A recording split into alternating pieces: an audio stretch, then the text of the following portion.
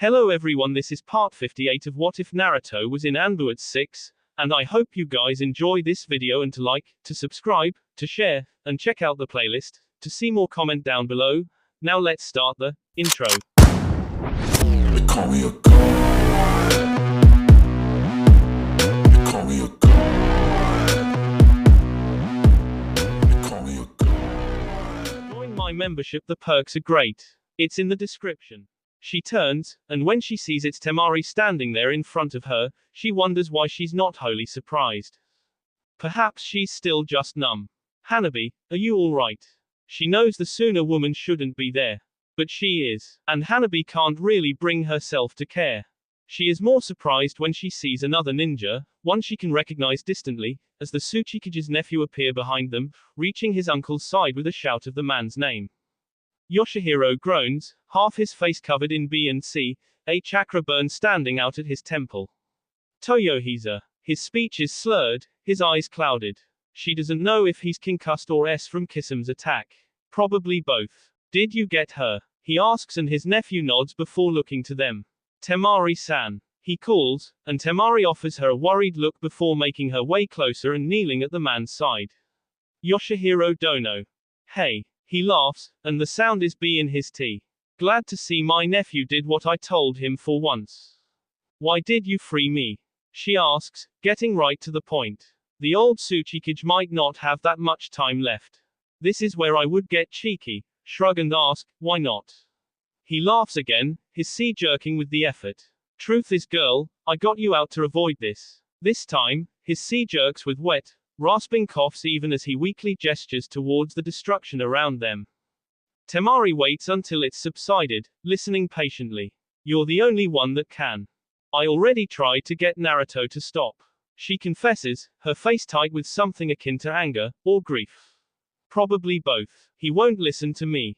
She looks around, the sight of her village, in flames, half buried in the sea of dunes makes her face darken. I don't think Gaara would listen to me either at this point. You have to make them. Yoshihiro growls before descending into another fit. Hanabi finally moves, stepping closer, listening. Toyohisa fusses over his uncle as the man moves to sit, telling him to rest, to not aggravate his injuries. You make them listen. Otherwise everyone will hear. How can I? I'll help. Temari turns, and looks on her. Little Hanabi, barely reaching the older woman's C. She feels foolish just for saying it. But she stands her ground, knowing full well she could be making another mistake, stepping into yet another battlefield she might not be ready for. No one says anything, and the silence between them is broken only by the sound of the crackling fires and distant screams. Then Yoshihiro laughs, addressing Temari. You heard her. But the Suna princess shakes her head, looking like she's about to protest before Yoshihiro raises his hand, placing it on hers, the weight of his armor resting on her forearm. You have to try, girl. He whispers, the levity gone from his face. You can't just let everyone without trying. Hanabi watches, sees the girl biting her lip, afraid, worried.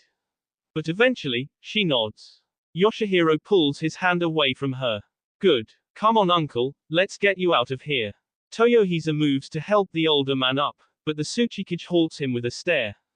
No boy, I won't be leaving this place. The younger Shimazu looks sad, his face crinkling with disappointment as he shakes his head.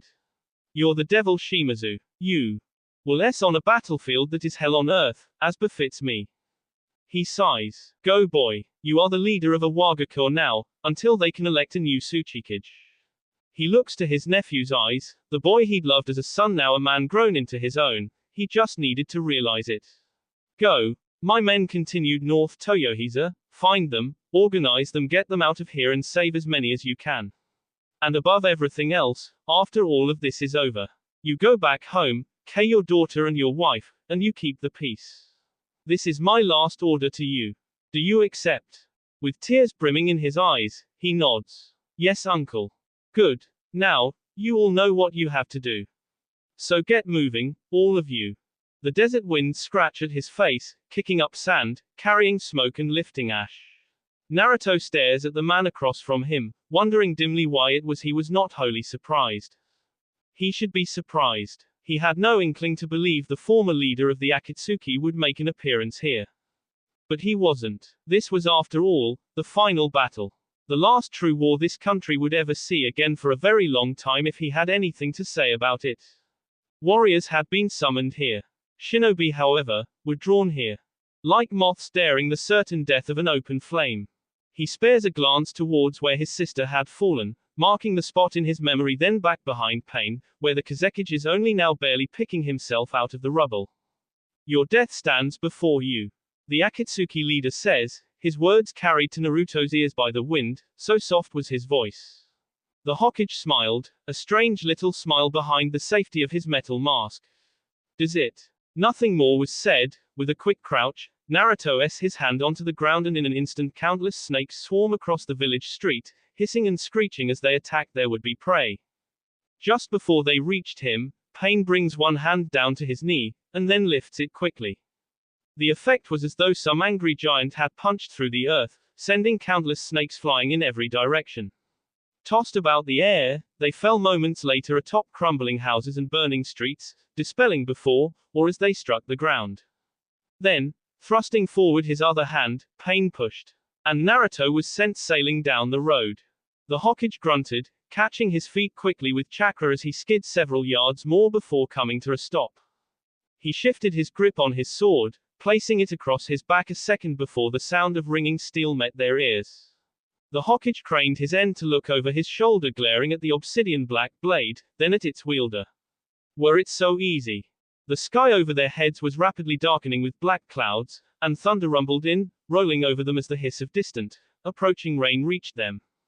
In a burst of speed the two were moving, blades flashing with great, rending sparks that set Naruto's teeth grinding as their weapons struck each other again and again.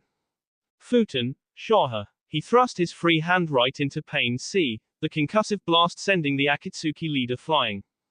Then, with a sudden, forward lurch, Naruto followed right after him, literally pulled off his feet as he sped forwards. He cursed, awkwardly holding his blade as his entire center of balance was thrown off, careening towards Pain with unrelenting speed. They passed right by each other with a single clash of steel, the force of their swing and momentum sending the impact straight up the Godime's arm before he finally righted himself, the gravitational pull finally dissipating as he lands in a semi-crouch, his back to his enemy. He spun, drew and tossed a kunai a few feet in front of him, bringing his blade up in the same motion to block Pain's black sword as it extended almost a dozen feet between the two of them, emerging from the man's sleeve, seeking his F. The seals on the kunai glowed for an instant, and a dark cloud of smoke obscured the both of them. Futen, Daitopa. A funneled gust of wind tore straight across the street, banishing the smoke to reveal nearly 100 small pellets being propelled towards Pain. Once more, with quiet disdain, the god raised his hand and each of the projectiles was sent right back towards their owner. Wherever the small balls struck, an explosion followed, enveloping nearly an entire city block in fire and smoke. Pain's dark eyes stayed fixed on where he'd seen Naruto, his mouth set in a grim frown. Then he turned, raising his hand to the sky. And the descending Naruto was suddenly rushing down at dangerous speeds, falling like a lead brick. He crashes into the earth with a leg-crushing S just beside Pain.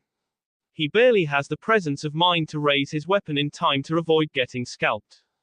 Then he was sent flying again, this time S into the side of a building as Pain pushed him away. He pulls himself free with a grunt of discomfort, shingles, splinters and half-broken pieces of wood crumbling around him. He finds Pain still standing there, glaring at him with purple ringed eyes. The black clouds finally rolled over them, fully blocking out the sun as thunder roared and ice water fell from the sky, onto the ruins of Sunagakure. The air choked her, clogged with dust and gravel, it was too hot and too thick, the pressure on her seat felt like it was crushing her. Bits and pieces of masonry, wood and tubing dug into her back. She groaned, pain throbbing through every nerve, from the tips of her toes to the tips of her fingers. She tried to move, bringing her arms to try and push the debris off of her, but just the attempt at bending her elbows had been enough to take her breath away. The weight above her shifted, and Akina opened her eyes to see billions of grains of sand, hissing as they rolled over her, cocooning her. Her breath was stifled and hot in the confinement for the instant it was around her. Then, it fell away to reveal Gaara standing above her, the darkening, cloud-covered sky serving as a backdrop to his bee-red hair. Then the sky started pelting her with rainwater. It's cold. Can you move? He yelled down at her. She wondered why until the sound, and the tremble of an explosion reached her. He cursed, glancing up before back down to her. She feels razors sliding through her spine as she shakes her head. Fire down her tea as she speaks. Back. Something, in my back. Not hesitating, he reached around her, sliding one arm underneath her body as he rolled her onto her side. She felt, dimly, her spear slide free of her hand. She would have screamed if the pain itself hadn't seemingly choked her. She felt his hand grip something and with a sudden yank, he pulled it out. The pain from that was almost a comfort as every fiber of her body soothed with relief. She gasped, like a drowning man come up for air. He let her roll onto her back again, holding up an obsidian black spike, almost a rod really, nearly half again as long as a kunai knife. He tossed it aside, glancing up again as a crash reached their ears with the ringing sound of steel on steel see through the air. Gingerly, like moving an aching, overworked muscle, she rolled over, finding her strength again when she pushed herself up onto a crouched position, grasping at her spear as she finally looked up. The fighting was fast-paced, she could barely follow their movements as the two blurred from one motion to the next. A block here, a lunge there, a parry here, a counter there, their weapons moved so fast between the two of them they barely even seemed to make the metal K before they were moving on to the next block or strike. Then, faster than a heartbeat she saw Pain's sword lash out punching through Naruto's armor and into his sea as her brother pulled away with a snarl, and growling from behind his mask as he took to the rooftops before Pain yanked him back down with a wave of his hand. The Demon King fell with a crash, forced to defend himself as Pain kept up the pressure, with Naruto's wound still be. She felt a hand on her shoulder, but didn't look away even as Gaara began to pull at her. Come on. She stumbled after him, his insistent pulling tugging her away before she caught herself, planting her feet before she spoke a simple, no. He turned to face her, teal eyes narrowed as he waited for her explanation. You go. You have to. There are people you can save. This entire city is being held apart by Manda. Either rescue them before it finishes what my brother ordered it to do. I'm staying. Staying for what? He said, his voice low, the implications so thick there she could almost see them hanging in the space between them. She couldn't help the wince his words brought, biting her lips somewhat guiltily as she realized she really didn't know the truthful answer to that. Her brother had to be stopped. He had to be stopped. Pain could do it. If anyone in the world could stop Naruto, it was him. But then who would stop Pain? She wanted her brother stopped. He deserved to S for all the things he'd done. For what he was doing now. So where the hell was that determination she had just moments ago? Why the hell couldn't she just accept the fact that he was just a beast and butcher him like one? She'd had it before. She'd had it in Kumo, when all he was her family's and not her twin sibling. Why the hell couldn't she just pick that back up again? Somewhere, a small part of her laughed. Still such a little girl, such a stupid little girl that wants to save him. To believe that she can. Why couldn't she just K the little girl too?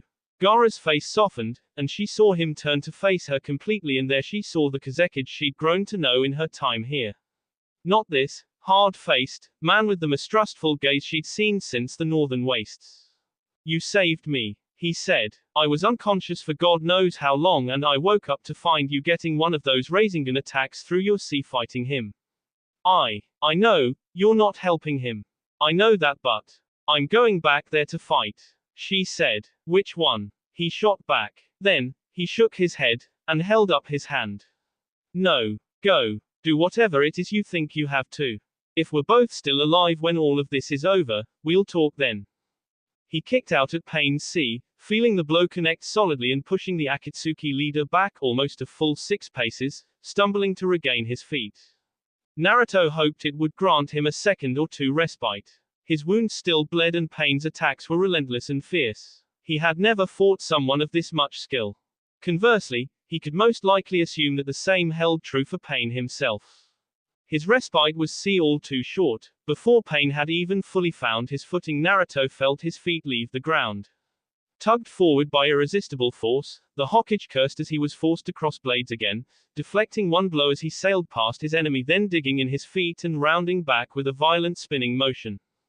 Pain backed away, the edge of Naruto's scimitar nearly at the bridge of his nose before he lashed out again with his hand, and Naruto was now sent careening towards the other side of the city street to into the wall of a building, where another black sword drove itself into his stomach. He grunted, the pain disproportionate to the injury as every muscle in his body screamed as though it were on fire. One hand fisted around the blade, gripping it as he pulled to yank it out. He heard the wail of metal striking metal. Glancing up, he found another of Pain's swords halted mid-s by a familiar spear. She twisted the weapon harshly, the sudden interference surprising Pain enough to allow her to drive him away if only for a moment. With a final, harsh yank, he pulls the blade from his body, snarling as the pain vanished. He straightens, stepping forward to stand at his sibling's side. Pain's face remained blank, and Naruto knew that, even with her here, this fight was far from won. Beside him, Akina spared her brother a glance, looking at his face for the briefest instant before returning her eyes to her, their enemy.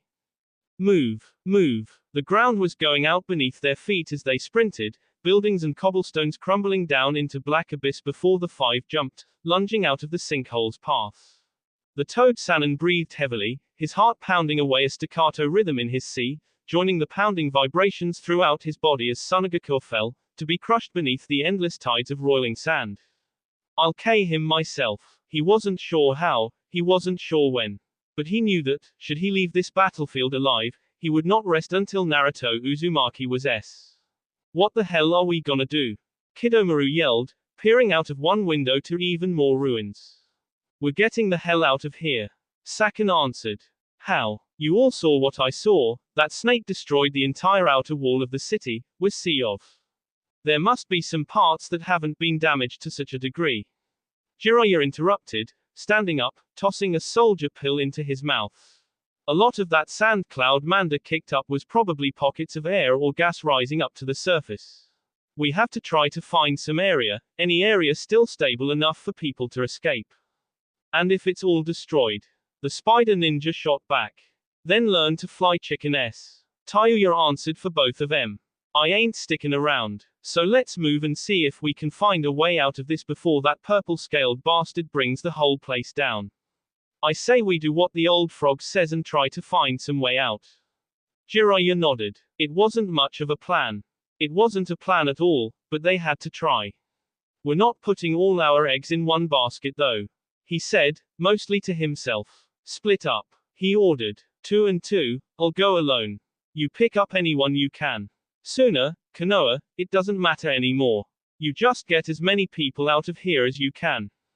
Pain's elbow into his sea, pushing the air from his lungs, and driving him through the beam of a building's porch. He coughed, scrambling to stand as he saw Akatsuki's goddess, his sister, into the ground with a savage throw. He rushed forward, throwing shuriken as he did. The sheer speed of the projectiles would have normally ensured them finding their target. But Pain was, of course, far beyond normal, deftly dodging the stars as Naruto closed the distance between them, a Rasengan forming in his hand to drive it through the Akatsuki's sea. His wrist was locked in a bone-crushing grip, and Naruto grit his teeth as Pain glared at him with contempt before he kicked at the blonde Hokage. His foot drove the air from Naruto's lungs as it pushed into his stomach, and an elbow across the face dazed him as Pain threw him through the wall of another building. Naruto didn't even allow the dust to clear before wind blades were flying across the air, seeking out Pain as the Akatsuki leader dodged these as well, flipping and twisting his body like a gymnast until the attack was spent. When he landed, he didn't even need to look as he blocked Akina's spear, batting the weapon aside with his forearm before he grabbed the middle, twisting it, and her until he had her in a hold, the haft of her own weapon digging into her T, before he spun him around and threw her again. Right into Naruto, the illusion around his body dissipating with the physical contact as he caught her, throwing her again where she found her footing before they both rushed him at different angles. He dodged her lightning spears, the small little projectiles zipping past his face and head with mere millimeters distance as he blocked Naruto's blow and countered with a brutal hammer fist to the Hokage's face, blocking his immediate spin kick as well before pushing him off. She reached him, no longer launching spears of lightning at him, rather gathering the electric energy into her hand, her fist crackling with electric currents not unlike Kakashi's Chidori as she punched him. The god tilted his head, avoiding her blow as he grabbed her by the elbow, keeping her in place before he dodged Naruto's clawed upper C. Holding them both, he twisted under their arms, holding the limbs high in the air by the spot just below the elbow before he literally threw the both of them like they were mere shuriken themselves, sending the two spinning through the air. Their beat plowed through the building in front of him, all but demolishing it as the thing collapsed under its own weight. The siblings groaned, both slowly extracting themselves from the debris. I think we're losing, Akina thought aloud, picking herself up on wobbly legs.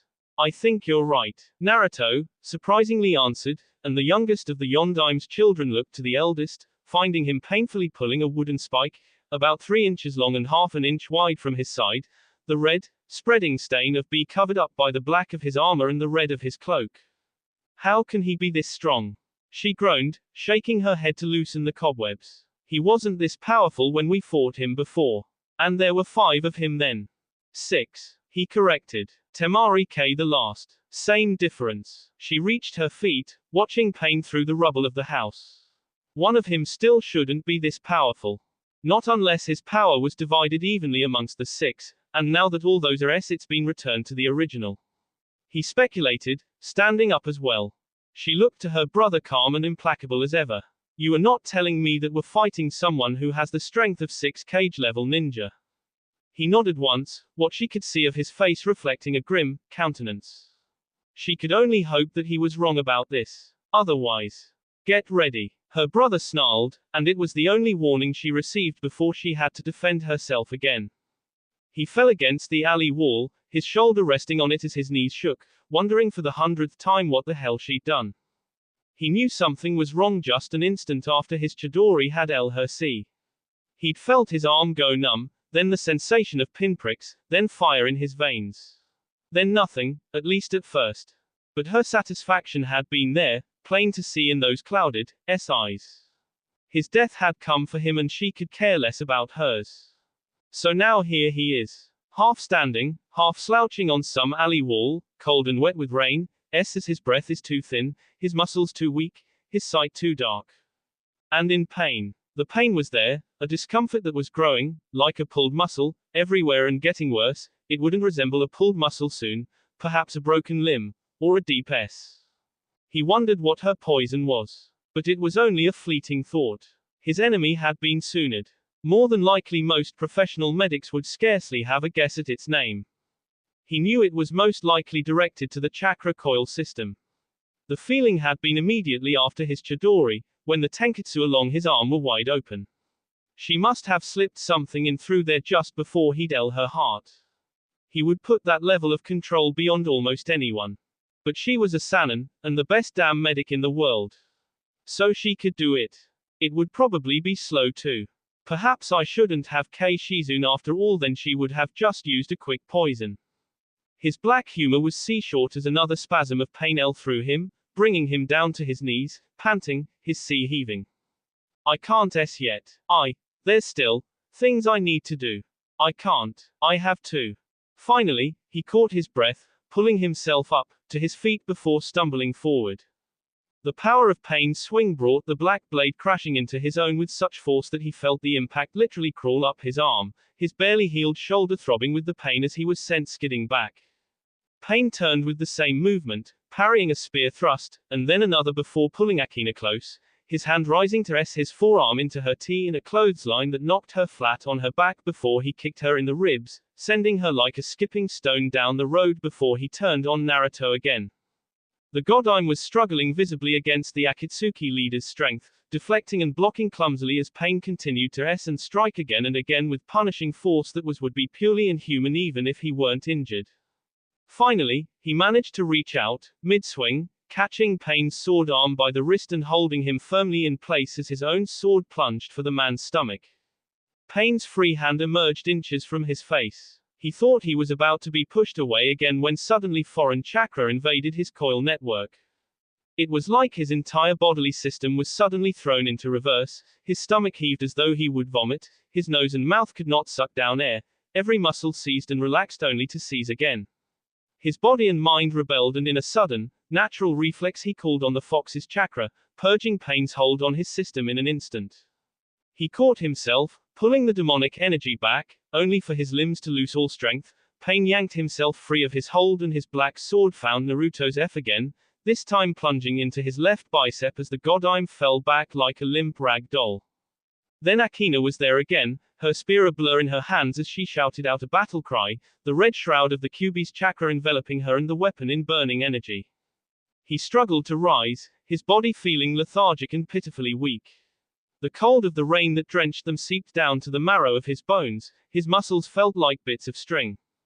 But rise he did, forcing one knee under him, then lifting himself onto his feet just in time to see Pain grab Akina by her tee, ignoring his blackening skin and cooking meat as his F burned. He was aiming to crush her larynx. He forced his chakra to move, pushing it through his system as though it were caught in knee-deep mud. He formed his hand seals and sucked in a breath as he poured every scrap of chakra he could into his lungs.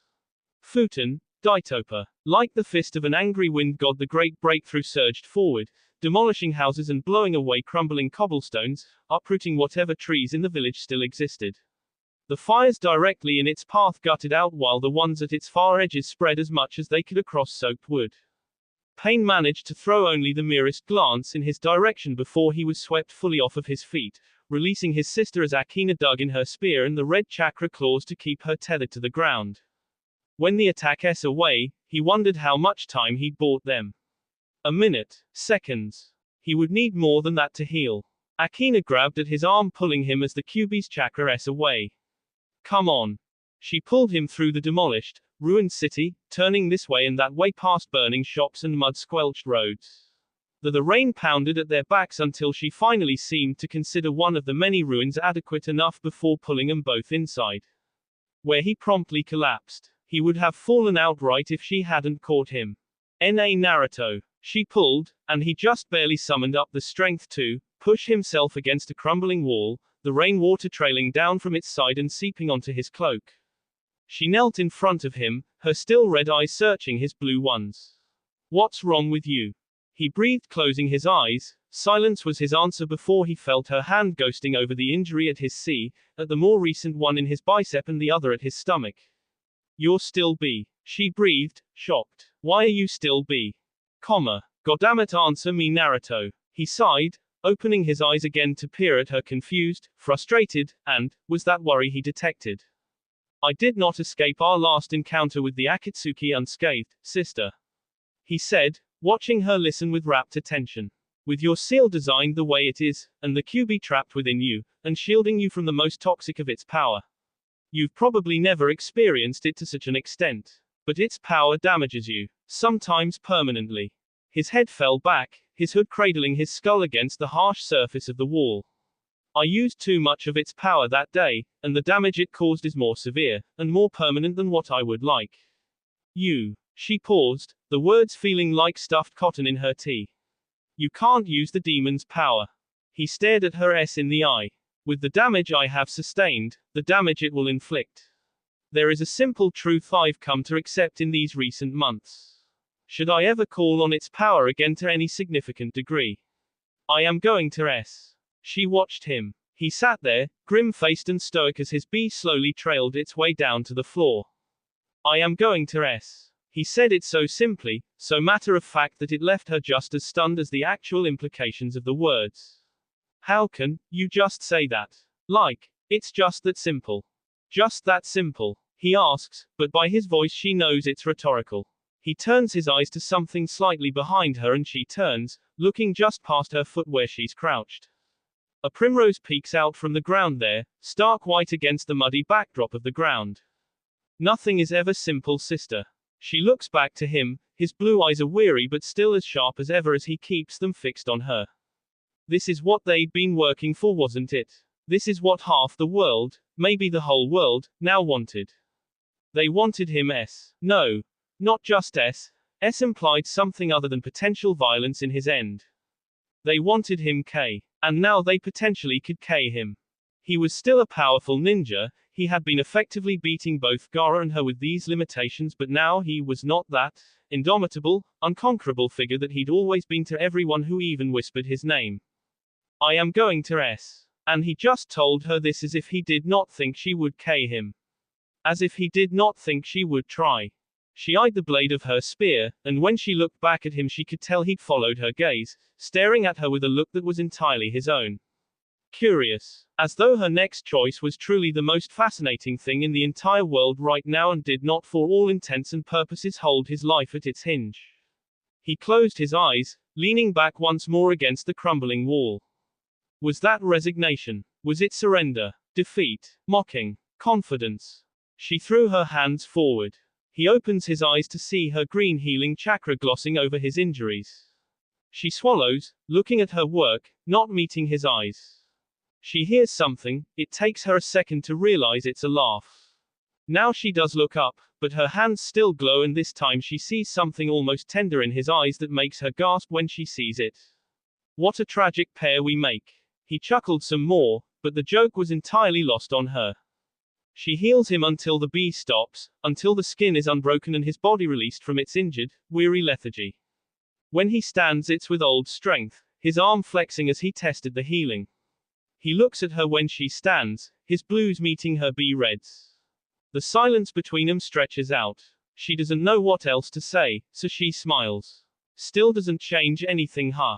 He doesn't answer, turning his eyes to another direction, then, he reaches down and grasps his sword from where he dropped it. He turns to face her, looking like he's about to say something when instead he lurches forward, shoving her to the ground. Down.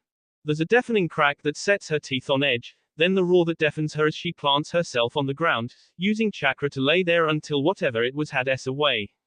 When the dust finally settles and all she can hear is the tumbling crashes of debris hundreds of yards behind them. She stands, with Naruto doing the same at her side to find Pain's hands slowly falling back down. Kazekage-sama. The Kanoiki gasped as he descended into the melee. She's B, they all are and she's cradling a B arm that could have been broken as well. Sand rose beneath their feet, rushing forward in a wave that forced the encroaching Konoha ninja back. A few were caught, but more escaped. He didn't care, they wouldn't be stupid enough to come back with him here. He turned, finding the Kanoiki again. Who is in command here? I am, sir. A stout man, Junin, came forward, stepping over the ruins of a collapsed home and negotiating his way through his and exhausted comrades. He had the features of a Kumo native. Report. Kazekage-sama, they broke through the center line and entered the main tower courtyard after the ground started to just get out from under us. We fell back to our positions but those were overrun just minutes later. We've been fighting through the streets, trying to get to the last rally point ever since, but he didn't have to finish. It didn't matter. The ground had opened up into a chasm, 1,000,001 enemies stood between here and there, the last rally point had been overwhelmed already, it didn't matter. Here are your new orders. I want everyone to spread out, gather as many people as you can find, as fast as you can find them. The civilians have been evacuated through the caves so look for fellow shinobi, wounded as well. If you find someone you can't carry back, come back for help. If you find no one in 3 minutes running distance, get back here, immediately. A counter-attack, sir. No. Gaara answered, shaking his head with a frustrated growl. We're evacuating the village. The reactions were varied. Some relieved, others displeased, some conflicted. The dunes would hold more chance for their survival than this place. A city was nothing more than bricks, concrete and steel. It could be built up again, better than before. But it needed people to do so. Pain was standing mere inches from his face, his fist edged back with chakra blossoming around his hand, wrist and forearm. The Hokage backed pedaled, the fist coming down and exploding against the dirt street with an obscuring cloud of grit and rock. He saw the Rinnegan wielder turn, his other hand rising with an uppick-like motion. Spikes of rock jutting out from the ground as Akina advanced, forcing her to back away and skirt out of reach. Naruto formed his hand seals, 2 fireballs shooting out of his hands to Pain's back only to watch them promptly vanish, taken by his chakra absorption technique. He turned right back around to face him, one hand shooting out and launching the same 2 fireballs right back at him. Naruto jumped, rising over the attack before hitting the ground and jumping again only to feel the now familiar tug of gravitic forces yanking him back to the ground. He landed on feet that quickly buckled beneath the pressure, his sword rising over his head to block the swing that would have cleaved him from collarbone to hip. Another black sword emerged from Pain's other sleeve, sliding into his grip. The man swung, only to once more meet the edge of Akina's spear instead. Pain backed away, the look of annoyance on his face a palpable thing as he drew back both swords and formed his hand seals. Kuchio's no jutsu. Two hounds, both with Rinnegan eyes, lunged at him, snarling and barking. White drool oozed from the sides of their mouth as their fur bristled like razor blades. Naruto's free hand shot out, as he stepped in front of his sister, catching one by the T and crushing its larynx while his sword severed the other in two. Both beasts vanished with puffs of smoke. Both of Pain's hands rose again, ready to push them back once more before the Hokage felt his sister snake her arm around his waist, the demonic chakra shrouding her other arm into a claw as she dug its tips down into the earth. The push of gravity came like a warhammer to their sea, pushing, but for once neither sibling moved anywhere and Pain's eyes grew alight in their fury. The force abated, and the siblings rushed forward. Pain's swords were back in his hands, deftly blocking and parrying the initial wave of strikes before once more, he pushed him away, this time succeeding, but it was harried and unfocused with much less power than his other pulls and pushes. A Rasengan swirled in Naruto's hand, its blue glow soon becoming opaque as a layer of wind chakra formed around it, four swirling blades spinning and growing rapidly at its side before he threw it right at him. Pain's expression grew grim, the wind Rasengan swallowing up the distance before it visibly into Pain's chakra barrier. The Akatsuki leader grit his teeth, struggling for a moment before he threw his hands up, the attack changing course and shooting up to the sky where it exploded spectacularly. Not strong enough to absorb that then. Pain attacked them then, rushing to Akina. His sister did a backflip to avoid his upward landing on her feet. She looked up in time to see that Pain had taken to the air, one hand pointing down towards her, no doubt intending to push her against the ground, possibly breaking half the bones in her body depending on how much force he used. Naruto was moving before that though, his foot lashing out, kicking his sister none too gently in the ribs and sending her clear out of the attack's perimeter as he himself backed away just before he felt and heard the attack's effect. He threw out his shuriken, Pain landing an instant later where he blocked all three. They exploded violently before even touching the ground. He heard the Akatsuki ninja's grunt of pain through the obscuring cloud. Then he was shoved back, it wasn't unfocused this time. Through the walls of a building that quickly collapsed over him. Naruto decided that he was truly beginning to loathe Pain's power over gravity. Akina, standing just behind Pain, attacked again as his back was turned to her, her spear wailing with dancing electricity, white lightning jumping over her body as she swung and Pain dodged, the lightning jumping from her spear to strike at him regardless. He grunted, this time blocking with a chakra-shrouded blade, only for the lightning to rise and jolt his wrist and hand. This continued for several more strikes until the smell of burning fabric and worse, burning meat began to stink the air and Pain threw his hand out behind him and then rushed it towards her. She thought he was going to throw her, instead she saw a virtual mountain of debris hurling forward behind him, aiming straight for her. She moved to flee, stepping back once when she felt herself collide against something. Down. She recognized his voice. Instantly obeying, she fell down as the air behind her shimmered with an unnatural distortion, only to reveal Naruto standing there, two burning, fiery Rasengan swirling in his hands like small typhoons. Pain's eyes grew wide with recognition. He'd been so focused on Akina he hadn't even noticed Naruto behind whatever genjutsu he'd placed over himself. Through the orange light of the swirling flames she could have sworn she saw her brother smiling beneath his mask. Then the world was fire. The heat fell over her like the harsh winds of a hurricane, it barreled through and consumed everything in its path. The debris Pain had been hurling at her was obliterated in an instant, Pain himself lost amidst the inferno. And then her brother cupped his hand again, another Rasengan forming in his hands. He coated this one with wind chakra. The explosion buffets her, high above, nearly knocking her clear off her fan, even at this distance. The shockwave punching her like a physical blow. Hanabi's added weight to the fan doesn't help her keep balance, but somehow she manages. We can't go down there. The Hyuga screams, fighting to be heard over the ringing in their ears as Temari backs away. They'll us to pieces. Her veins are bulging around her eyes and Temari knows that the little princess is seeing more than she can right now. And what she sees alone is enough to unnerve her. Is my brother all right? She yells back over her shoulder and Hanabi shakes her head. Temari feels her heart plummet before listening to the girl speak. Naruto-sama isn't fighting the Kazekage, he's fighting some other man. She's caught for a moment, wondering who exactly that could be. Who in Suna could make Naruto use this kind of power? But it half clicks in her head that the person didn't have to necessarily be from Suna. At Hanabi's feet had been the unmistakable body of Kiri's monster. Kisame. Akatsuki. She thought to the last time Naruto had fought Akatsuki, wondered if her brother had already been beaten, wondered a lot of things. Only one thing came to her voice, however. We need help. Hanabi nodded, now speaking at a more normal tone as the ringing subsided and the explosion began to ess away. Let me see if I can. She looked over her shoulder, finding the girl squinting, forcing her eyes to see those few extra yards to see if she could see something. There, she pointed, and Temari brought their path downwards. Something was wrong. He knew something was wrong, the power, the chakra, it was fading too quickly. No, he thought, equal parts frustration and disbelief. But no matter how much he willed it, he couldn't stop what was happening. Right before his eyes, what had once been a towering inferno, engulfing everything he could see in front of him, was sucked away in just a scant few seconds, leaving only Pain standing there, half crouched with visible effort, but a smile was on his lips. It wasn't that he couldn't absorb the wind Rasengan. The Demon King glowered, furious at his carelessness. He just wanted me to think that he couldn't. Pain shoved his hands forward, and then Naruto's world turned white. The first explosion had shook the ground at their feet. The second had all but knocked him off his feet, along with the ground from under them.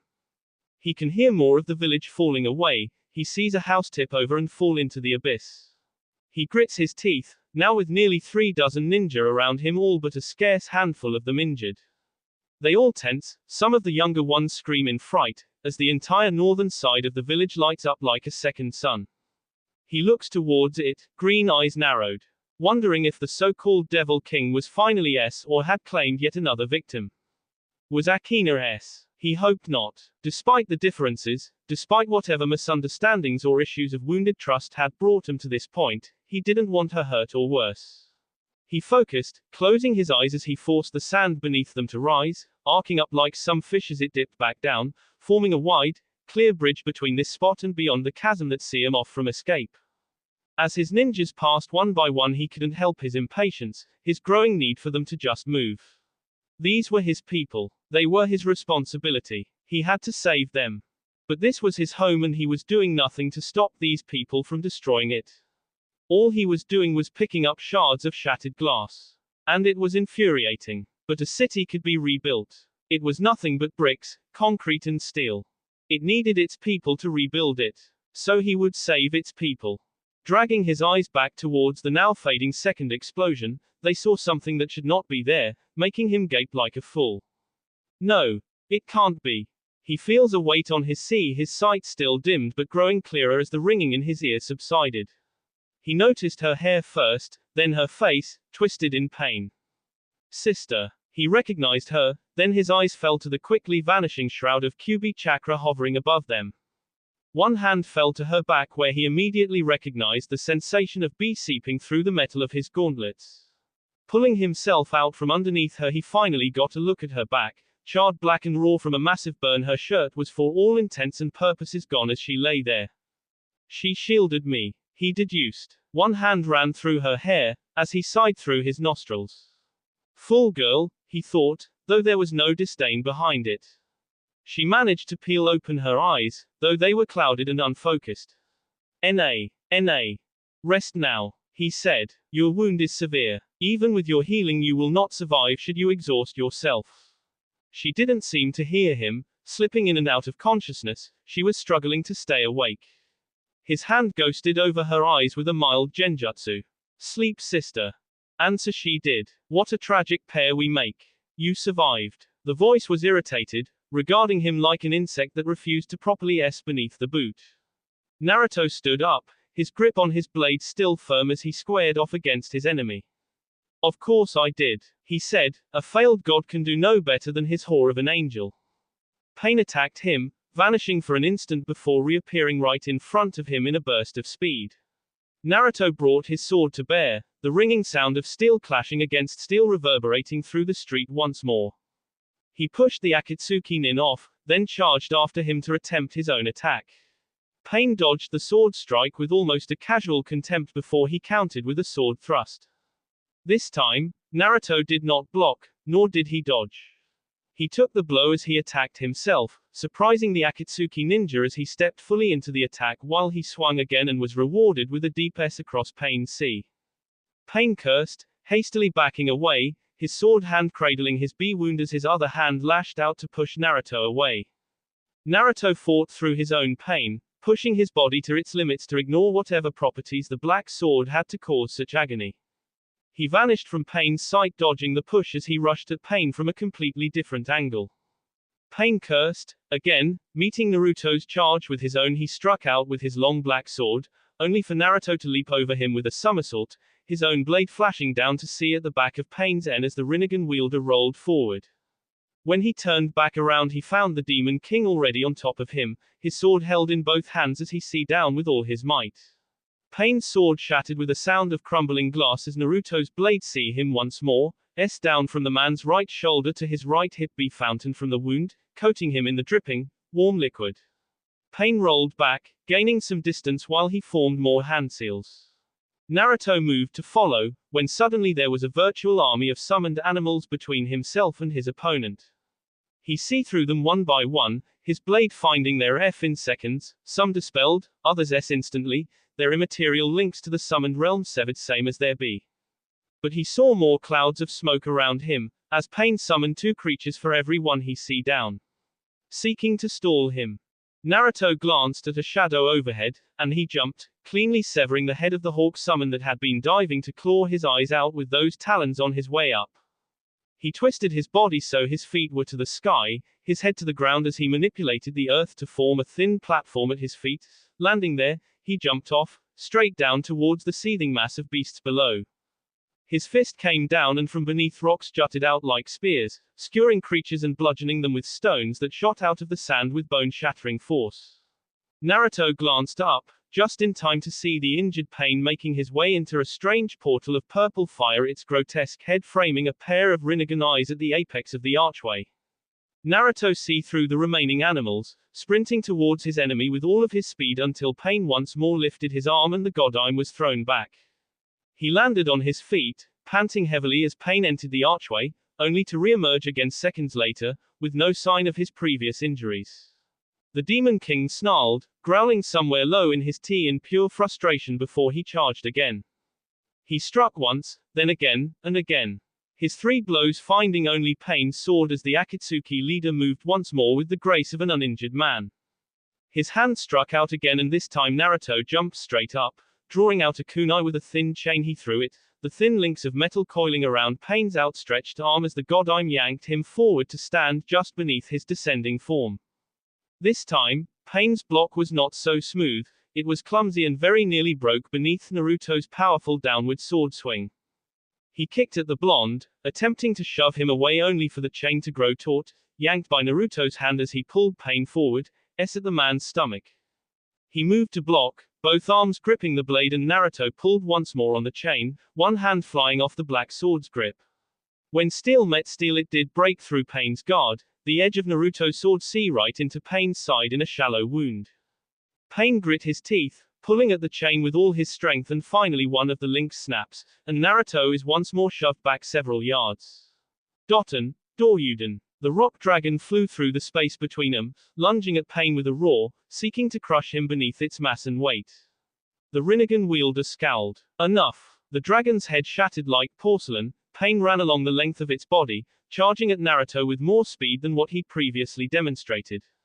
Before he'd even had time to raise his blade, Pain's black sword had already bit into his F. It was like blocking the winds of a hurricane. Pain's blade was striking 3 places almost at once. Naruto had never witnessed anything like it, and though he was able to keep the worst of the attacks from striking at vital areas, his B was soon drenching his clothes. When the man finally pushed him away, it was actually a relief, even as he felt his back S against some piece of debris or other. He moved to stand when he realized his body wasn't listening. Pain was walking towards him now, his eyes set on his wounded prey. "Do it," he thought, glaring at his attacker. "One chance is all you'll ever have." As the distance closed, and those unnerving lilac eyes glared at him with threatening promise, Naruto almost found the urge to smile, though the reason escaped, even him. Dynamic entry. The shout came a split second before the white blur of a kick almost into Pain's face, driving the man back with a grunt. Naruto instantly recognized Lee, the vibrant glow of his chakra indicating he'd opened at least the first 3 of his chakra gates. Pain barely had time to straighten before he backpedaled quickly to avoid the S of twin swords C down from overhead, then rolling to the side as a diminutive Hyuga landed behind him, nearly catching him in the violent vortex of a chitin. Then a shadow was cast over the Devil King, his head falling back and rising to the sky to an impossible shadow. No. She lands in front of him, worry creasing her brow, marring her features as she looks over his wounds. Are you all right? She asks him. He's not. He is exhausted, his body does not respond anymore, his chakra even less so, the burning power brimming within the seal just barely held in check by the remnants of his dwindled energy. And she's here. She shouldn't be here. She should be back in Konoha, under guard, safe. Not here, not in front of Pain when he can't even move. You need to leave, he says. Her eyes soften, and he knows she can see his concern. She's not supposed to, it's not even supposed to be there. But she does see it. Because it is there. I will, she says. Once we're done here. Stubborn fool. He coughs, and she barely pays him another glance as she stands and turns, just in time to see Lee rush forward. This time the Akatsuki leader is prepared for the Taijutsu master's flying kick, sidestepping before raising his own foot in a forward kick that S into Lee's C, smoothly springing from the foot still on the ground into a somewhat awkward twist kick that connects with Tenten's shoulder blades as he flips over her, landing in time to lean away from Hanabi's palm strike and countering with an elbow that breaks through her hasty block and connects solidly with her temple. Lee returns, and for all his speed, his eyes are not as fast. Pain vanishes from his fight an instant before his fist connects with the man's face, reappearing behind him. Lee doesn't even realize it until he's being sent careening down the street to skid down the length of the road. Tenten barely even moves to attack before Pain's in front of her as well, the heel of his foot driving itself into the bun-haired Kanoiki's stomach and knocking her, winded and spitting out colored saliva to the ground. Turning around, he crossed his arms in front of his face just in time for Temari's closed Fanta S into his limbs with bone-jarring force. His foot lashed out, striking her in the stomach, then raising his leg to smack his knee into her forehead when she doubled over. He didn't even turn to look before giving a quick backhand that knocked Tenten down again while simultaneously using his still raised foot to kick the desert princess across the face. He turned and caught Lee's kick with one hand, pulling him up and over before throwing him into Hanabi, then grabbing the recovering Tenten by the hair and tossing her as well before pushing all 3 with a strong burst of his gravitic control. Naruto cursed, snarling between his teeth as he tried to make his body move again as Pain turned and stomped his foot down on Temari's stomach, pinning her to the ground as he held his open palm over her face. It was just there, the force that would grant him the power to move again, just within reach, roiling beneath his skin. All he would have to do was reach out. Then the sands came. They coiled up Pain's legs like snakes, barely warning enough for the Akatsuki leader to jump before they snapped taut to crush his limbs as Gaara arrived carried aboard a speeding sand disk beneath his feet. Pain twisted his body, facing him mid-jump as he held his hand forward. Beneath Gaara's feet, a writhing mass of shifting sand shot out like a spear, pointed at the end, though thick as a tree trunk at its base, it buckling in on itself mere feet in front of Pain as sand met with the implacable force of gravity. Then the Kazekage leapt out of the sands, just feet from Pain in mid-fall. The Rinnegan wielder barely dodged the kunai S towards his own T, though he did not dodge the sledgehammer-like blow that followed shortly in the wake of Gaara's swiping arm, catching him full in the side and sending him sailing back down to the earth. Gaara followed, green eyes burning as the sand came to his call, rising like twin snakes before he sent them plummeting down after Pain to bury him between tons of silica and earth. When the Kazekage landed, the pillars of sand crashing down with rumbles that felt more like explosions, more sand came to his defense, barely deflecting the razor-edged black sword before Gaara lashed out with more sand. Dozens of whipping tendrils and bolts of sand being shot out of his shifting, righting sand shield, each as hard as stone or as sharp as obsidian, and Naruto, from his place, could see the faintest traces of wind chakra coating some of the blows that Pain frantically dodged with hasty sidesteps and wild backpedals. Then Gaara was yanked forward, his feet leaving the earth and flying towards Pain, receiving the full, unbelievable force of the blow that sent a sickening crack through the air as his N was twisted in far too wrong an angle. Then the body crumpled, dissolving into yet more sand, and Pain was left staring at empty air before turning around again and blocking the bludgeon of Temari's massive weapon. He pushed her off, sidestepping her quick recovery, then deflecting her third swing before he grabbed her by the arm, twisting it until it released the fan, and he delivered a punishing elbow strike into her sea, crushing her to the floor before grabbing her by her shirt and moving to lift her once more, only for sand to s into him with the full force and subtlety of a stampeding ox. With a swirl of sand, Gaara was standing above her, red hair matted to his forehead, wet with the heavy rain. "You need to leave," he shouted down at her, and she was, for a moment, struck by how similar he sounded to Naruto. How similar he looked with that concern in his eyes. Different but just as intense. And this time she nodded. Pain was in an entirely different league. It was like Sakai all over again. She stood, contemplating grabbing her weapon, but when an explosion of sand, debris and grit was thrown over the battlefield as Pain pulled himself free of whatever her brother had stuck him in, she decided against it. She rushes over to Naruto, grabbing him and hoisting one arm over her shoulder. She stands him up, her chakra-enhanced muscles barely holding them both before he finds his feet again and helps her help him. Her eyes found Gaara's and she saw it plain as day on his face, the anger, the resentment, the disapproval. His frown was carved onto his face with a knife and his eyes seemed to gouge into her own. The question of why, hanging between them like a bladed pendulum. He turns away from her, and even though they're in a fight, and he needs to focus, and she knows it's stupid, she can't help the knife that twists her guts at the sight.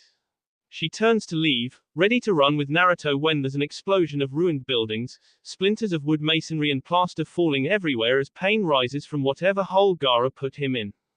One does not escape God's judgment. She's yanked off her feet, her grip on Naruto failing, letting him fall to the floor as she's rushed back towards Pain. Her body twists, watching as the Akatsuki's sword rushes to meet her headlong, involuntary charge before she's swallowed by sand. He's not sure how long he's been lying there, on the muddy ground, with the cold, ice rain seeping down from the sky, mind half fogged, flitting in and out of consciousness. Naruto-sama. White eyes. Hinata. No. Not Hinata. Similar, to be sure, but younger, sharper features. Not Hinata. Hinata was S. Naruto-sama, can you hear me? He wants to speak but he's forgotten how. So he nods, and this girl, this little child who nearly wears Hinata's face, is relieved. She looks up to someone he can't see. Lee-san, help me get him up. We have to get him out of here. Get him out? No. Not get him out. Not yet. Not without her. No. He remembers his voice. It's thin, weak, he doesn't recognize it at first. He's half delirious. Someone says, a woman's voice. No. He repeats, and his voice is stronger now. We are not leaving yet. We leave when we're done. She blinks, and she's standing next to her brother. Her fan rises from the ground a second later, placed in her hands once more. Looks like you're gonna have to fight a bit. Gaara says, in clipped tones. When you see your chance to run, take it. She nods. She opens her fan and they both attack at the same time. It's like falling back into a pattern. She hasn't been gone for the better part of a year. He hasn't been fighting without her, or her without him for longer still. Crushing sand and sea winds sail through the air, but the chakra behind the attacks S away as it approaches Pain, whose eyes glow with an eerie violet glow. Sand crumbles and gusts of wind become mere breezes as Pain closes the distance quickly on two fighters that prefer mid-range combat. She closes her fan, swinging the weapon once more as a bludgeon, only for Pain to duck under the blow, placing himself almost behind her with a long sidestep as she overreaches herself. She feels his elbow strike the center of her back, right between her shoulder blades, knocking her forward as Gaara attacks him. He steps away from Gaara's backhand, ducks under his kick and then counters with a solid, high kick of his own, his shin reaching for Gaara's face, close enough, and fast enough to nearly bypass the sand shield entirely as it grazes her brother's temple, cracking the sand armor there. She stands, using the fan as a pole vault. She jumps, both feet aiming for Pain's sea, only for the man to vanish before her eyes. When her feet hit the ground, she hears Gaara curse just a second before he flies past her, pushed away by Pain's gravity. She turns, not even looking as she swings the closed fan wide like a massive club. Pain leans away, the loose sand at his feet making him lose his footing and stumble with his off center of gravity, and Temari charges, hoping to capitalize on the opening as she raises the fan high and brings it straight down with all her strength. He rolls to the side, as the fan's end strikes the ground in a cloud of sandy dust. She straightens, attacking again. She's only half surprised to see Pain's hand rebuff her next swing with a block that sends vibrations rattling up her arm. But, again, she's only half surprised. So using the same momentum of Pain's violent block, she twists, leaning just slightly on her fan to do so as she delivers a fast, roundhouse, immediately followed with a sweep of her fan to Pain's legs. Again, the Rinnegan wielder leans back, then he jumps, avoiding the sweep. She opens her fan and spins again. The wind buffets him this time, driving him through the air with speed comparable to his pulls or pushes. Right towards the waiting sand spike. Temari smiles. Then she's yanked off her feet. It takes her a second to realize what's happening. Shush is catching up to Pain. With her speed the spike would impale both of them. She just barely manages to see it crumbling behind the obscurity of Pain's body and robe. He lands, his feet skidding for half a foot on the ground before he stops himself in his tracks and brings his fist to meet her mid-flight. She raises her fan. Perhaps she was just going that fast, or perhaps Pain's just that strong. But with a crack of wood and the screeching of sundered steel the fan snaps clean in two, his fist punching right onto her collarbone, shattering it with a snap that ripples through her body along with a sudden, fierce agony of a clavicle bone and dislocated shoulder. She barely even sees the elbow before it's her across the temple with AF crack. Her world spins, swimming and churning her gut with a sudden vertigo as she falls. Temari. She tries to stay conscious. But soon enough darkness claims her eyes.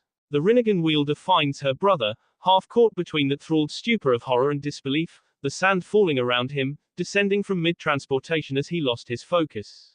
The rain warns him, the rain and the wind. He sidesteps, avoiding the vicious drop kick of a now familiar nuisance. He raises his arm, bringing it to block the next powerful blow that would have driven Lee's heel into his sea when his instincts emerge once more to his defense. He jumps, still receiving the kick that drives him back while his foot avoids the sweeping sword. He sees both of his enemies there for half a second. Lee, dressed in white that is now filthy and grey with wet sand and rain, and the weapon mistress, her hair having come half loose, sticking to her forehead and wet as it was before, both vanished in a burst of grey-white smoke. With the Suna princess, he looks, and sees that Naruto is also gone. He wonders if the other is gone too. But it doesn't matter. They will not escape him. They cannot escape God. He turns to the Kazekage, who stands tense and angry. You've been left to Kazekage. It. His voice is rough, that familiar tone of gravel, but Hanabi feels no reassurance at its strength this time. Her Byakugan comes alive and to her sight a million more things are seen that are beyond the normal eye. With a burst of chakra from her fingertips, she does as commanded. Poking at his forehead, the first gate comes undone in a burst of light to her eyes. He groans, it's painful she knows, like a dozen migraines forced into one short time frame. This forceful opening will be even more damaging than normal. The second, he bites out, and she obeys, activating with another touch to his skull. He can move once more, his energy returning. It's not enough to fight, but it will be enough to run. The third, she hesitates, unsure, and he brings his eyes up at the delay, glaring at her with that familiar, impatient stare, as though she were some simpleton. Now, this time she obeys. The third gate is opened, and a flush has returned to his pale features, his fist clenches, then slowly uncurls, then it clenches again. His eyes travel to his limbs as they move again. It is temporary, the gates will only be forced open for an hour, perhaps two.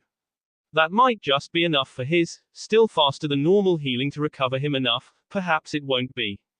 His eyes roam across the ruined hovel they hide in towards its only other occupant, be-soaked, and unconscious. The burns on her back have scarcely healed, blackened, raw meat now a calloused pink and bone-white hue. He stands, and she speaks as he marches over to her. What are you going to do? What I must. He answers, as if that should be to her satisfaction. It isn't. She knows. She can see even without her eyes that something is off. Something is wrong. Something isn't quite fitting into this place, fitting with him. He kneels, at the woman's side, turns her over, seemingly ignoring her pained whimper as he places her raw, burned back on the floor. He pauses for half a heartbeat, contemplating what, she does not know. He pulls his gauntlet free of his hand, the rough metal clinking as he sets it on the floor. He draws a knife, see open his index finger while his still gauntlet-covered hand lifts her shirt and channels chakra down into her. Then she sees it, like a tethered rope between them suddenly springing to full sight as her seal appears on her navel. She gasps, and Naruto turns to look over his shoulder, the blue eyes glaring out from beneath that hood giving out a firm command. Quiet. The pieces fall into place, everything is beginning to make sense as she watches him work, drawing a new seal in his bee over the old, and still she can't quite believe what she is seeing. There's a puff of smoke behind them, and she is eternally grateful that Lee and Tenten are back. But she sees Temari without even turning around, seeing her injuries in an instant and growing all the more worried for her as well. We got her, Naruto-sama. Lee says. Naruto stands, she can see his pulse jump at the sight of the woman, her Byakugan eyes see his face as though the mask was never there, and his expression tightens, there is concern there, fear, but relief as well. And this is all happening, too fast, too soon. He walks over to her as Lee and Tenten set her down, her face is scrunched up in pain, her collarbone already bruising into an ugly purple, yellow color from what little could be seen peeking out from beneath her battle robe. Kneeling at her side, he does not touch her, examining her distantly. The Kazekage. Still fighting. She answers, because she can see it, and it is a very much welcome distraction. He barely even nods, and she sees his hand reach down, brushing across the Suna princess face in a gentle caress, it leaves a careless smear of bee on her upper cheek. She sees Lee and Tenten stiffen with surprise. He probably notices too. But he doesn't care anymore, does he? He stands up again, and makes his way back to the other woman, Tenten. Lee and herself sit in the hovel, awkward and out of place as he finishes his work. When he's done, he stands again, looks to her and beckons her closer. She nearly trips over herself to obey, realizing some time between her kneeling and standing in front of him, that this is also out of character for him. He spoke what he thought and damn anyone who hears or doesn't hear. But here she is, standing in front of him as he speaks softly. There is something you must do when you leave this place, Hanabi. Gaara isn't sure how big a fool he is. He knows he's a fool. That is beyond question. It's not lost on him that he is fighting a man he can't win, or that, at this particular moment, him fighting pain is directly saving the life of a man he would kill himself with his bare hands, not knowing if he truly does have his sister, or merely had two of his hirelings take her to give the appearance as such. Or if he does, that he means to take her away from this place, or kill her himself. And worse yet, with all of his uncertainty as to what he's doing with his sister, or if he even cares enough to have her. She does care. She cares for that bastard. How did it come to this? He doesn't know. But here he is, still fighting. And he knows he is a fool. More a fool than she is probably. He feels the kick, one finally managing to slip past the sand shield and break straight through the sand armor, to snap his ribs like twigs, the black sword plunging into his shoulder a second later. And he knows he is a fool. A fool with nothing left to fight for. Who fights because there's nothing left to s for. He laughs, the sound is bitter, harsh, his sand is sluggish, and not because of the harsh rain, the pain is running through his body now, emanating from the dark blade, the sand doesn't come in time to block the next sword, or the one after that. She is caught, her eyes wide, disbelieving as he speaks. But what about, she stops, her eyes seeing the danger before anyone else. Get down. The crash of shattering wood and the sudden cold of pouring ice rain is like a hammer of some felled god striking down over their heads. When they pull themselves free of the debris, Lee's body having shielded the unconscious Temari from the worst of it, and Naruto, surprisingly having done the same for Akina, they find one more person in their midst, three black, sword-like rods running him through at the shoulder, side and hip, just above the knee. His clothes are drenched in bee now, he looked even worse than Naruto did just minutes earlier. Hanabi pulls herself up, in time to see Naruto push himself free of the slab of wood that had fallen over him, one hand securing the gauntlet again to the other as he fully stood up, his eyes finding pain walking towards them. Was it luck or providence that had made him toss Gaara here? The thought was moot regardless. He turns to them. Lee, take the Kazekage and go. Tenten, the girl. Hanabi, take Temari. Lee hesitates, his sense of duty coming to the fore. But Naruto-sama, we can. You will do as I say. Naruto snarls, quieting him instantly as his eyes remain fixed on Pain. Get Temari out of here. He notices his slip, they all do. He doesn't care. She moves, picking Tsuna Princess up, awkwardly negotiating her over her shoulder like a sack of grain. Temari was almost half again her weight, it would be difficult, but she'd have to do it. Pumping chakra through her entire coil system, she turned her head to look over her shoulder, and he must feel her eyes because he turns. Letting her meet his eyes directly, despite her Byakugan still being active. She had to make sure. He nods. Let's go, she shouts, and they're moving before she even realizes that she's running. He watches them leave, and his eyes linger for a moment Temari's head of blonde hair. Then he's turning, sprinting over demolished homes and through sheets of icy rain, and towards his enemy. Pain stops in the middle of the road, a virtual hail of throwing knives emerging from the folds of his sleeves. Thin razor wire tethered them back to their wielder. He stops mid-run, waiting as the kunai and razor wire close in, waiting until the window of opening is nearly closed before pushing himself forward in a burst of speed, slipping through the barrage as he leaps between blade and wire. His clothing and skin open with sea from the projectiles he hadn't managed to fully dodge. Like whips pulled taut, the wire suddenly goes rigid, no longer malleable strings, they were each fine lines of pure edge.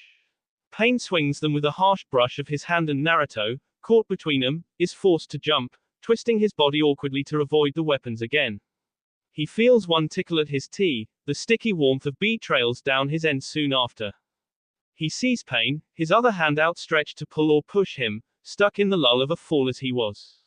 The Demon King beckons the wind, a wild, powerful gust all but shooting him out of the path of Pain's invisible attack. He lands on the side of a building, nearly losing his footing at the awkwardness of his landing. The already damaged wood is straining beneath his jarring impact before he leaps off its surface. Rising above fire coats his hands before he lets loose a stream of it. Pain doesn't even move, and Naruto sees his attack collapse, imploding in on itself as it's pushed back, only for the gravitational forces to hit him in the sea, knocking the wind out of him and pushing him into a tiled roof. The splintering wood digs into his back, the shattering ceramic sea into his shoulders before he falls forward off its edge, landing on his hands and knees. He struggles to find the strength to push himself upright again. Not yet. Her breathing hitches in a gasp, and Hanabi finds herself pausing for half a second before she continues running. She places one foot in front of the other, pushing herself to escape faster. Hyuga-san, Lee asks, worried. She was almost angry at him for noticing, but she had known they both would. They were ninja of the highest caliber. Though, it was Tenten that understood the meaning of her hesitation first. Is it, Naruto-sama? She heard her unasked question, could see the passage of fear on her face with her Byakugan activated. Is he S? She asks. No. She answers and hated how her voice pitched just a bit at the end. No. He's still fighting. Her eyes can see far, they can see too much, she doesn't want to see him like this, she doesn't want to see him fall. But she wasn't a coward, she wasn't going to deactivate her ability. She wouldn't look away if she could help it. So she ran faster. Pain doesn't wait for him to find his strength, the self-proclaimed god marches over and kicks him across the ribs, knocking him flat onto his back. Then, he smiles, vanishing in a cloud of smoke, leaving only explosive tags. A block away, the real Naruto is leaning against a wall, breathing heavily as he rests his head against its surface. When he hears the explosion he knows he hasn't succeeded, all of this was merely formality, a fool's run. He would never win by the means he had available to him. He just needed to stall. To make the Akatsuki ninja think he had no other tricks to use until he finally sprang the trap that would destroy the self-led god. With a crack of wood, Naruto barely has time to suck in a gasp of surprise before Pain's hand wraps around his face, punching through the wall at his back before pulling him through the wooden plaster of the wall he'd been leaning against. The Demon King was sent sprawling through the former living room of a home. My eyes see all, Pain boasts, stepping into the middle of the room, silhouetted against the light filtering in through the now destroyed wall. Naruto doesn't speak, he just sends a small trigger of chakra. And 4 kunai immediately shoot out of a seal hastily etched onto the opposite wall of the alley he'd been standing in, firing straight through the broken wall towards Pain's exposed back. Pain turns and with an outstretched hand sends the kunai hurtling away and demolished the opposite wall as well. When he turns back, it's just in time to see 6 shuriken spinning through the air towards him, coated, and nearly overflowing with wind chakra. The normally small throwing stars had sea edges 3 times their normal length and width. Pain's lips curl in distaste, almost disgusted with the notion that he'd been forced to dodge such a simple attack. Disgusted or not, he does dodge, giving Naruto time to finish his sequence of seals. The explosion throws the ground out from under their feet. The sheer wave of heat that descends into them is enough to warm them instantly, even with the biting chill of the still falling rain and the wet clothes they wore. Who was that? Lee asked. And Hanabi would have found herself laughing at the fact that he'd needed to ask that, if it wasn't for the fact that he genuinely did need to ask that. Naruto was up against someone that could match his attacks of that magnitude, surpass them even. Keep moving, she shouted back at the two when the quaking subsided, running once again headlong towards the north gate as she picked Temari up, hearing Gaara groan behind them, now flitting in and out of consciousness. She's shivering in Tenten's hold. The world spins and swims in a blur of colors. She gags and heaves on the stench in the air, thick with B, the smell of the sands falling into the ever widening and growing sink hole were belched out from the pit to spread through the air like spores. It scratched at her nostrils and burned her tea raw. Tenten looks down the girl. She sees that. There is surprise in her eyes, now worry. She's shaking. Not Tenten. Her. She's shaking as if in the midst of a fever dream. She's having a fit. The weapon user cries towards Hanabi, as though the Hyuga had not already seen. As though she hadn't already been witness to what was happening better than anyone else had any right to be. Keep moving, she demands again. The chakra that coated her legs and arms drove her forward even faster as her mind demanded an escape from this nightmare place. This was never my intent, he thinks, finishing the last design needed. He regards the thing for a moment, the simple design conflicting with the necessity of its purpose. It was never supposed to happen this way. He focuses his chakra into the array, stepping within its boundaries. And yet I am prepared for it. As ever, a ninja must be prepared. He could never hold back pain, as he is now. His body is too weak, his chakra all but gone, it's all he can do to simply summon up the energy for this even with the gates open. He needs more. He closes his eyes. He opens them again. And they're standing here, in this place, familiar and alien to them both. He sits once more on his throne, raised to heights by a mound of skulls. Skulls that drip B from their sockets and grinning mouths. And she is once more standing in clear waters. Salt water they both know. And there is a knowing in her eyes. She knows, and she's shaking her head. That is disbelief, I see, sister. He says. But is it from horror, or elation, I wonder? You can't do this, she answers indirectly. It makes him smile, though it is a bitter thing. It is already done. I'll stop you. She is defiant, angry as he's ever seen her. It makes him smile, though once more, it is a bitter thing. You will try, he answers. She hesitates, and now he sees the fear in her eyes, the uncertainty. I have a question for you, sister, he says, standing from his throne and making his way towards her. And answer me truthfully. Her lips tighten, her shoulders are squared. Tell me, what would you do with a bird that refuses to sing? The question is strange, her face says as much, he chuckles. Of all the things he could have asked, that was not supposed to be one of them. It had caught Hinata and Kakashi off guard as well. What? It is a simple question. What would you do with a bird that refuses to sing? She stares at him, stupefied for the longest time. Then, her face softens, it's as though she sees something in that moment. He does not ask what she sees. He does not truly care to know. She will see what she wishes to see. That is, in the end, what everyone sees when they look upon him.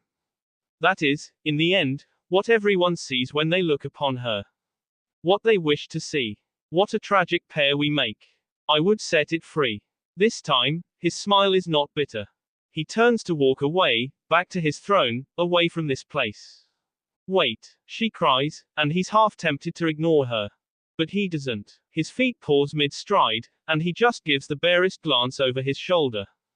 Do you ever think? She pauses, biting her lip. Uncertain. Do you ever wonder, if things could have been different? If things could have ever been? She does not finish. She doesn't have to. He knows her question. Before I answer, he says, after a long pause. There is something I must tell you. Sister. They just seemed to pass the threshold of what was once the village's encircling wall, guided by Hanabi's eyes to find the safe spots when Ten could no longer hold onto her.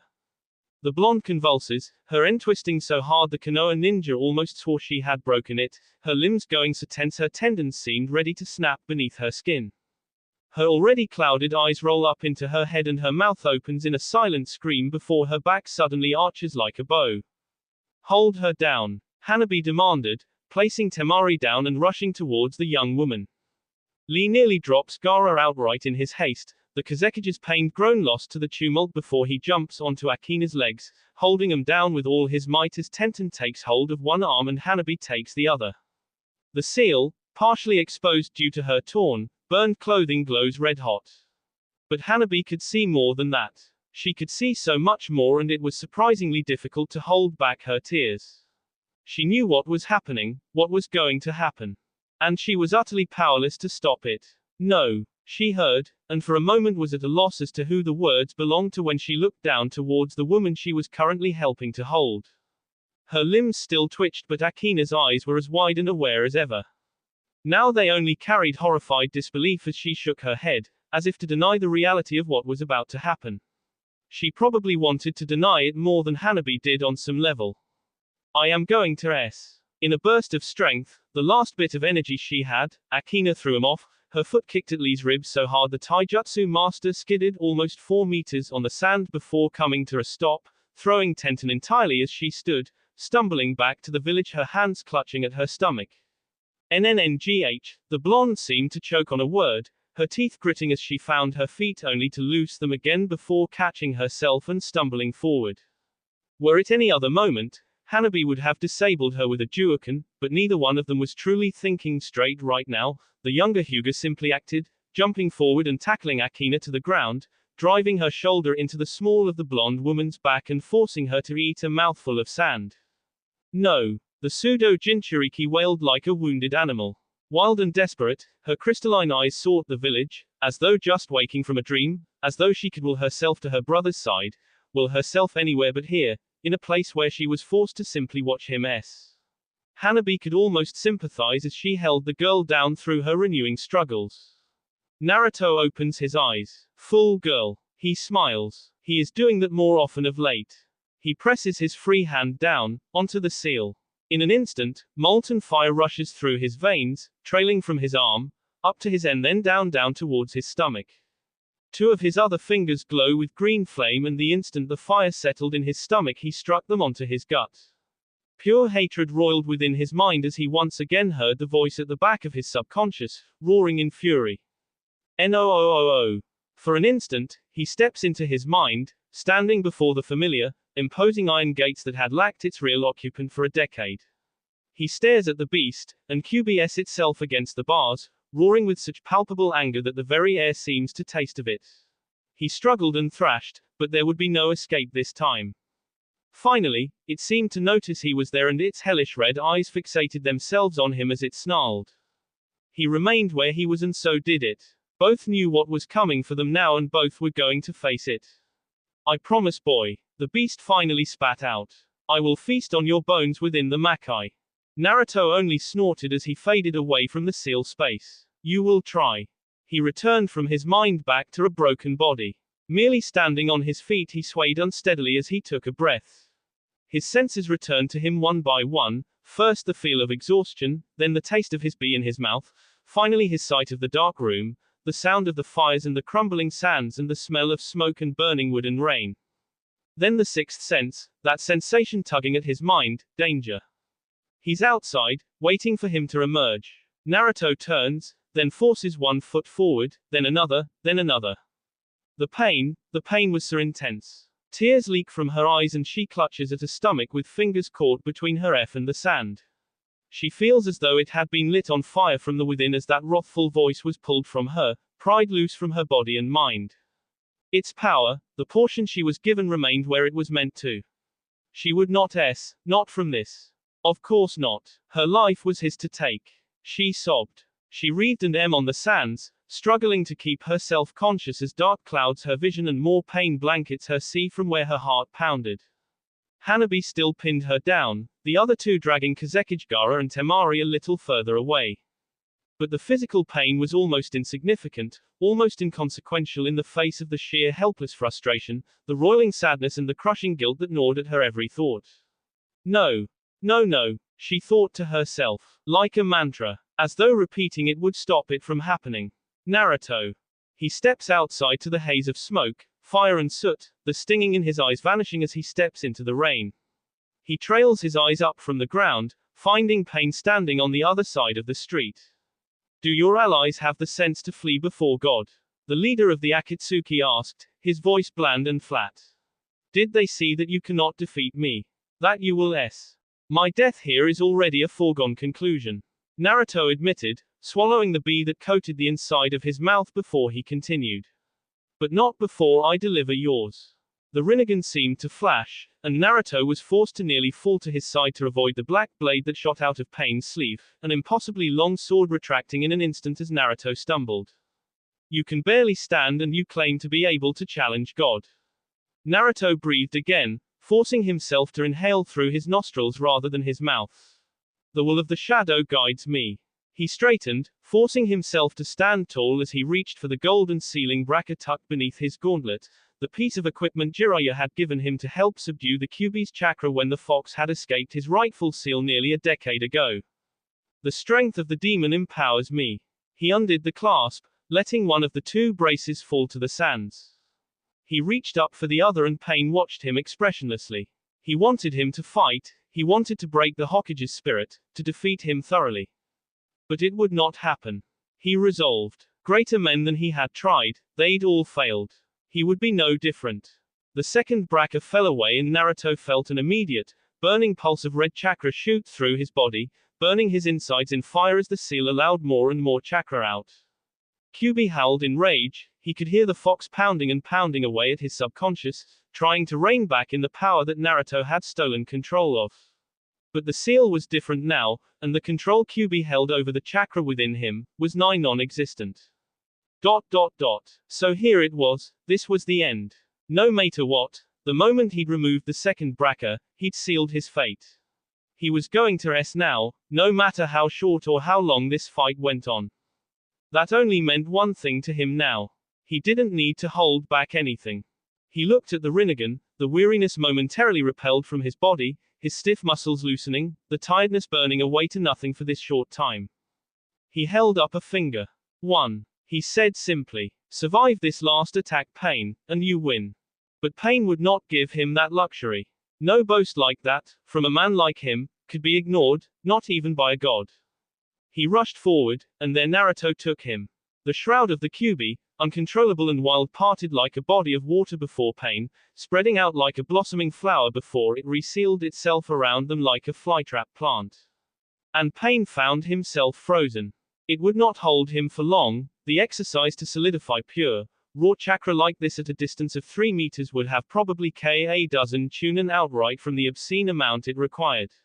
As it was, his 5-tail reserve, normally inexhaustible, was draining rapidly. But pacing one's self means little when the next attack is truly final. He formed his seals, and Pain began to pull himself free, his own monstrous reserves combating the Jinchuriki's chakra-formed shroud. The haze of red chakra swallowed him up like a flame, rising high into the air. It surpassed the height of the 2-story house behind him. Naruto's eyes burned red beneath his tattered hood. Pain's eyes met his without flinching as his dark purple chakra started to crack through the Kyuubi's like some creature prying itself free of an egg shell. The Rinnegan user once more had full control of his limbs. He broke free. Too soon, much too soon, and they both knew it. Naruto moved to finish his seals, but he knew he'd be too late. Pain closed the distance with lightning speed, his sword rising for a single thrust that would end this here and now. The blade descended, and red-hot bee fountained over both combatants. Pain did not hear his victim's words. But Naruto did, staring at the dim, clouded Sharingan eye of Hatake Kakashi as the man coughed. I hope this is enough of an apology. He laughed once, his humor is lost to Naruto. Then he slumps, and the blonde pays it no further thought as the man falls over S. His fist descends, the extra seconds allowing him the time to finish. Kuro no Kin Fulinjutsu, hates Higanai Inmitsu no Kama. Akina screamed. No. Truly, it could not be called a scream. She shrieked, howled, wailed like a madwoman. The sound L straight out of her sea as though she were undergoing some horrific tea. She clutched at herself, her arms wrapping around her body as every muscle went taut and rigid. Her tea bled with the sound, her vocal cords quite literally L themselves apart as B dripped from her eyes, her fingers clawing at her stomach and ribs as she writhed on the floor. And though she was right next to her, Hanabi did not have the mind to help her. Her wide, Byakugan eyes were fixated on the village, opened in what could only be described as pure, unbridled horror. It was a sight L from the landscapes of hell itself. The entire world swallowed by red, the silhouettes of buildings and what few people could be seen, moving or otherwise, slowly disintegrating before their eyes. Their F burning off the bones, their screams swallowed by an unholy shriek of the very fabric of the world coming apart as the sky above them turned red, then purple, then black as night, the midday sun fleeing this place. The ground shook beneath their feet, so violently the sands were rent apart with deep, long fissures, the entire desert seemed as though it was being shredded. Rocks and spikes of jagged sandstone rose where valleys and dips had existed, dunes became flat, then hollowed out and became sinkholes. Within the storm, Pain tried to hold on, his chakra, all of his power being brought out in an instant, his defenses unable to absorb any of the toxic, demonic energy, lest it kill him anyway.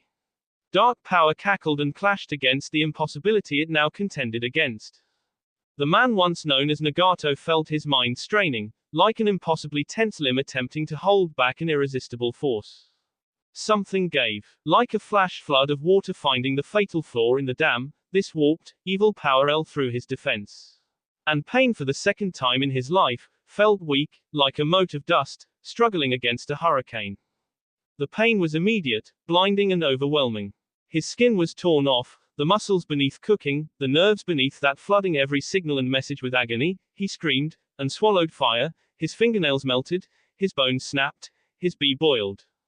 And as his eyes began to cloud, dimming with an agonizingly quick yet eternally slow death, Pain remembered. He remembered a girl with blue hair and the sunny smile for the rainy days. She sits at the tree, tired and sore. She's breathing heavily from the training, and he wants nothing more than to apologize to her. For this, for every unfair cruelty they've suffered. The clouds rumble overhead, and the light drizzle now turns into real rain. He walks over. She looks up to him. Nagato, I promise, he says before thinking. I'll get stronger, Conan. Strong enough so that we can live in a world where you don't have to fight. He feels foolish for saying it. If anyone would get that strong, it'd be Yahiko. But still, her smile lights up his world and he doesn't feel a fool anymore. He'd do it for her. He'd do anything for her if she'd just smile at him like this again. Really. They were so young back then. The promises of a stupid, weak boy to the girl he loved. But even so, I tried so hard. Answer the god, Pain, with the regrets of a boy named Nagato. And within the center, Naruto screams, roaring up at the sky as his body is burned alive. His chakra coils are seared from within, his every organ slowly shutting down as the chakra necessary for any living thing to survive is denied them. The lone drop of rain is cold on his head. Too cold. It trails down his face, over his cheek until it finally vanishes against his mask. It feels like ice, like the caress of her hand. And he knows, this rain was not brought by pain. Dry your eyes, Yoshino, dry your eyes, no more tears for me. Do not cry anymore. No more sorrow. It is over. The fighting is over. My war is done. No more sorrow. She must live, in a world with no more sorrow. That will be all for this video. Be sure to like, subscribe, share, and comment down below for more videos. Goodbye.